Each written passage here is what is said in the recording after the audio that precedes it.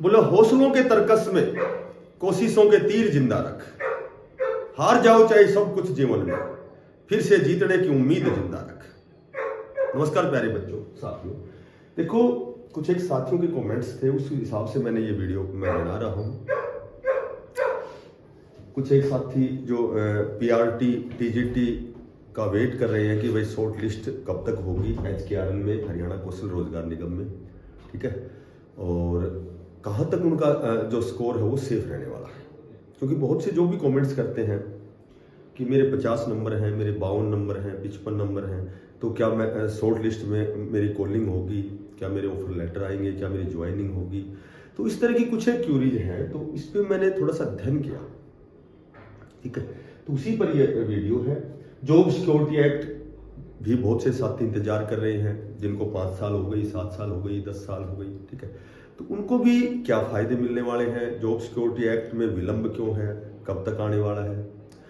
तो देखो लगभग तो मैं आपको बताता हूं कि जो हमारी सरकार ने हाई कोर्ट से 14 दिन का समय मांगा है। भाई 14 दिन के अंदर अंदर ये आपकी जो शॉर्ट लिस्ट है, वेरियस प्रकार की जो डिपार्टमेंट में है, शिक्षा विभाग है या फिर जो इरिगेशन डिपार्टमेंट है या फिर और भी एनी जो भी है, तो लगभग ये आपके जो शॉर्ट लिस्ट के मैसेज बहुत जल्दी शीघ्र सबसे पहले जो आएंगे वो डी ग्रुप के आएंगे, जहाँ तक मुझे जानकारी है। शिक्षा विभाग की, उसके बाद शिक्षा विभाग के तो मेरे ख्याल से और भी 2-4 दिन बाद में आएंगे। तो ये आपका जो पीआरटी और टीजीटी है, इसका मैंने पहले भी बताया था। देखो ये जो शॉर्ट लिस्ट में समय इसलिए लग रहा है कि जो भी आपकी एनुअल इनकम है, ठीक है, वो फैमिली आईडी से भाई कितनी लिंक है, वास्तव में उसकी ये जायज है कि इनकी जो annual income less than 1 lakh है या 1,80,000 है, ठीक है, तो वो वेरिफिकेशन में थोड़ा सा समय लग रहा है, बाकी वो लगभग पूरी होने वाली है। तो जिस साथी के मैंने पहले भी बताया था कि होने को तो जेबीटी में 50+ नंबर 80 में से बिल्कुल सेफ है, ठीक है, क्योंकि जो 20 नंबर जो वास्तव में जो गैप बढ़ाते थे, अंतर पैदा करते थे, जो 10 नंबर सोशियो इकोनॉमिक के थे, 10 नंबर जो एक्सपीरियंस के थे, वो 20 नंबर ही कहीं न कहीं उन बच्चों को रोक देते थे जो वास्तव में एलिजिबल है।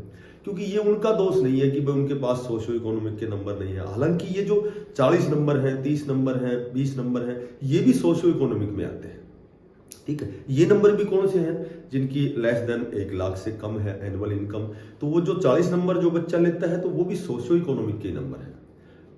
तो ये नंबर तो नहीं हटाए गए हैं, इनके लिए तो वेरिफिकेशन हो रही है।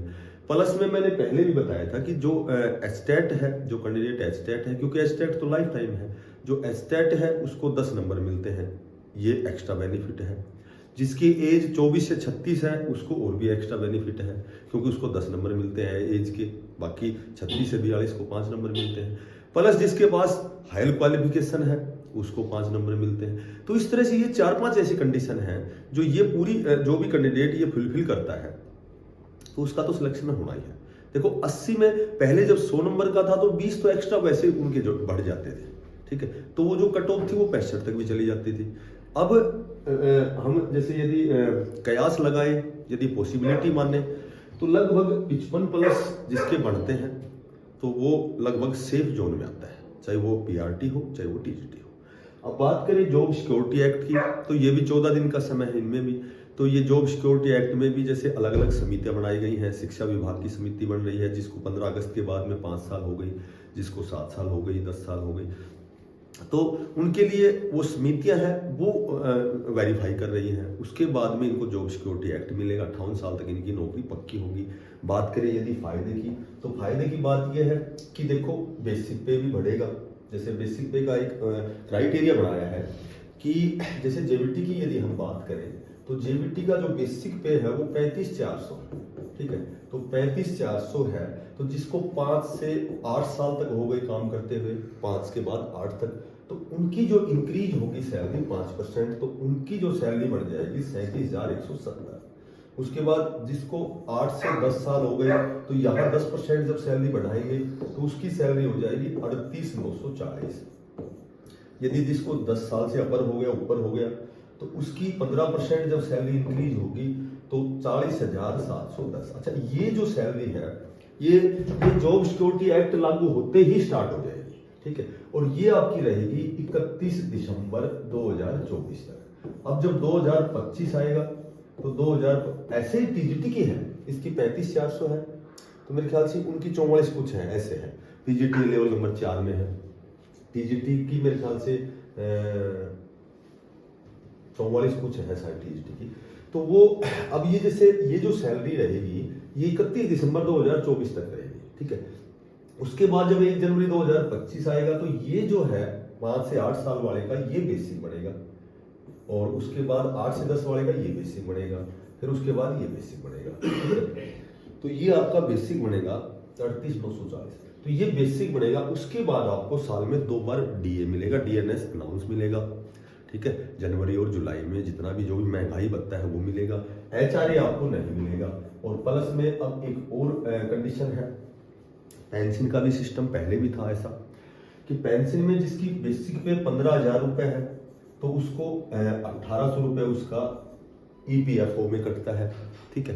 तो ईपीएफओ क्या है कि लास्ट में जब हम रिटायर होते हैं 58 साल या 60 साल बाद में, तो उसकी हमें पेंशन के रूप में वो हमें भुगतान करते हैं। तो अब चूंकि बेसिक पे बढ़ गया तो ये भी बढ़ेगा। एक केंद्र का ये संशोधन है कि जब बेसिक पे बढ़ेगा तो ईपीएफओ में भी उसका जो ज्यादा कटेगा, ठीक है। तो पेंशन का भी इन्हें कहीं न कहीं फायदा होगा। लेकिन ऐसा नहीं है कि आपको 58 साल तक इसी एचकेआरएन में ही नौकरी करनी है, क्योंकि आपको तो सिर्फ इसलिए करनी है कि आपकी जो मूलभूत आवश्यकताएं हैं उनकी पूर्ति होती रहे, और प्लस आप एक्स्ट्रा प्रयास करें, एक्स्ट्रा एफर्ट करें ताकि बहुत अच्छी पोस्ट पर जाए। क्योंकि जो भी जेबीटी बीएड जो भी मास्टर डिग्री वाले जो साथी हैं उन्होंने एक्स्ट्रा प्रयास किया है, उन्होंने उस दिशा में प्रयास किया है, डिग्री डिप्लोमा किया है, तैयारी भी की है, वो रेस्ट ऑफ हरियाणा या मेवात के एग्जाम भी देता है, पीआरटी टीजीटी के। तो ये तो कहीं ना कहीं थोड़ा सा ओस की बूंद से कभी प्यास नहीं बुझती। ये तो हमें सिर्फ हमारी बेरोजगारी है, इस वजह से बच्चे बार बार कमेंट्स करते हैं कि क्या हमारा शॉर्ट लिस्ट में सिलेक्शन होगा, क्या नहीं होगा। तो वो थोड़ा सा कहीं न कहीं परेशान है बेरोजगारी की वजह से। बेरोजगारी का आज आलम ये है कि आज वास्तव में बेरोजगारी ज़्यादा है, इसलिए उनका सोचना भी सही है, लेकिन प्रयास अपना करते रहे। बात 0 से 5 साल के जो नए नियुक्त हुए हैं एचकेआरएन में, तो उनको कोई खतरा नहीं है। मेरे ख्याल से 17 दिसंबर को मैंने एक खबर पढ़ी थी कि इनको हटाया नहीं जाएगा। यदि कोई रेगुलर कैंडिडेट इनकी जगह आता है तो इनको दूसरी जगह एडजस्ट किया जाएगा, ठीक है। तो ये भी जब अपने 5 साल पूरे होंगे तो इनको भी सिक्योरिटी एक्ट मिलेगा। बाकी 5 साल का इंतजार नहीं करना है, मैं फिर कहता हूँ आपको तैयारी करनी है। जो साथी नए हैं चैनल को सब्सक्राइब करना, ज़्यादा से ज़्यादा इसको शेयर करना, ठीक है। और सभी साथियों को बेस्ट ऑफ लक, धन्यवाद। राम।